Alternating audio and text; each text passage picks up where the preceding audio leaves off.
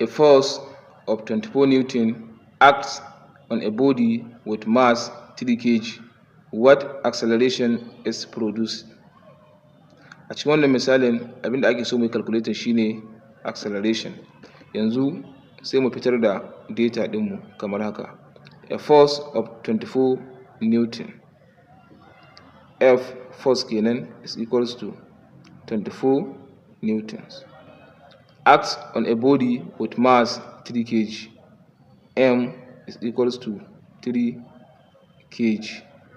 What acceleration is produced? A is equals to unknown.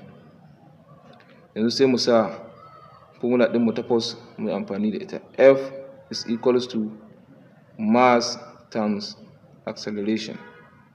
Yanzu idan muna so mu samu formula ta gano acceleration, za mu yi making acceleration subject of the formula. Idan muna so mu yi making acceleration subject of the formula, za mu yi divide both sides by mass. M cancel. F all over M is equals to A. Therefore, A is equals to F all over M. F all over M is equals to A, daidai yake da A is equals to F all over M. Yanzu sai mu substituting values ɗinmu a cikin wannan formula ɗin. A is equals to F ɗinmu is 24 Newton. 24 all over mass ɗinmu 3 kg all over 3.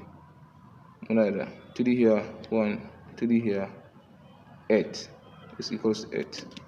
Kenan acceleration ɗinmu is equals to 8 meter per second squared. Meter per second squared shine unit na acceleration.